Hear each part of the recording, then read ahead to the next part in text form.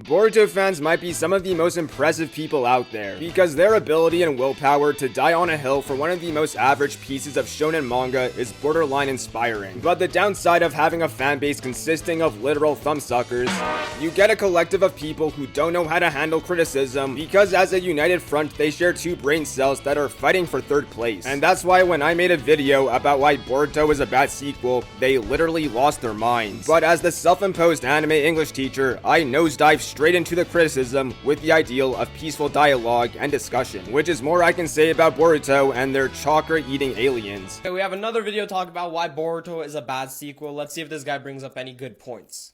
With Boruto as a continuation of Naruto is that it took away from what Naruto brought to the table. Because regardless of the countless trials and tribulations that Naruto faced, it shows us that our lovable knucklehead ninja didn't actually succeed. The world isn't any better because Naruto became Hokage. The world is actually an infinitely better place with Naruto becoming Hokage.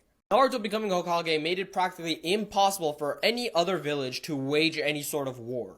If Naruto did not exist, the villages would have 100% went to war with each other after a certain period of time following the Fourth Great Ninja War. Now, first of all, thanks for the free promo, Tizzy. Now, it's actually pretty funny because my good buddy also vehemently disagreed with my take, which is a good thing because I don't want an echo chamber of yes men who always agree with my opinions. I'm fully aware I have controversial takes that a lot of people don't agree with, but with that being said, I can at least defend them. So let's get into the meat and potatoes. Objectively, yes, the Naruto world is a better place because Naruto became Hokage and united all the 5 great ninja villages. But another objective statement is that every ninja in the entire world is just another lamb to the slaughter as they're waiting for their inevitable demise due to the Otsutsuki. It's the illusion of peace, and therefore Naruto's success is actually a matter of perspective. Internally, things got better, but externally across the entire universe, things are more chaotic than ever. Naruto's ideal of peace becomes trivial and outlandish because there's things he can't control, and the fact that this evil is still existing in his era just proves that statement even further. It's just Madara's Eye of the Moon plan extended to Naruto's son,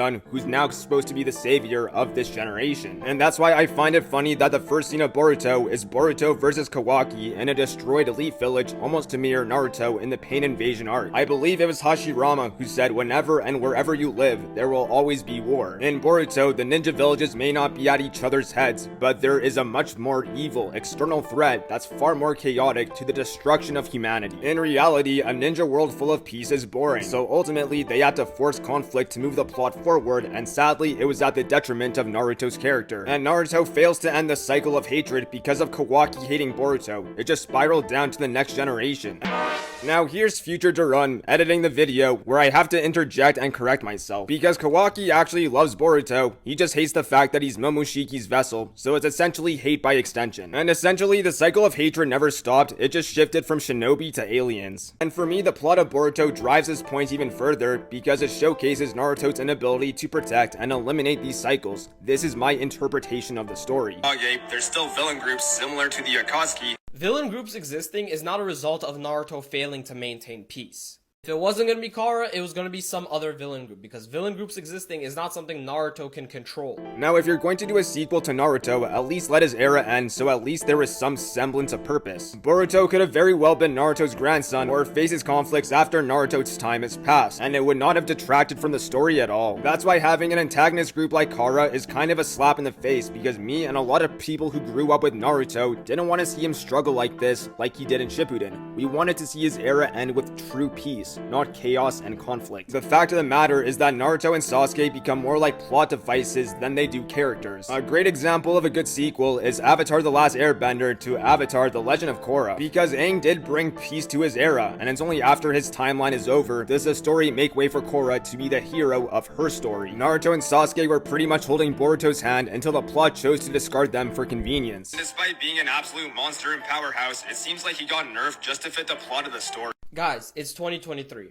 It's time to realize that Naruto never got nerfed in Boruto. If anything, Naruto got massively buffed. As for the whole nerfing thing, I don't know what bro is on, but Naruto and Sasuke did get nerfed for the sake of the story. Naruto lost Kurama, and Sasuke lost his eye. And even if they were logically stronger, that was not how I felt when I was reading the story, which again goes to the fact that this is my interpretation of the narrative, which is completely subjective. Now, at the end of the day, everything I just said is an opinion. Tizzy is entitled to his viewpoints just like I'm entitled to mine. And I'm pretty sure he doesn't care anyways, because at the end of the day, we're creators, and our main objective is to make content that entertains. I actually welcome dialogue and discussion. That's why I became a creator, to make a platform where people can share their ideas. This is simply my interpretation of Boruto, and I'm simply expressing my thoughts. If you agree, that's cool. If you don't, that's fine too.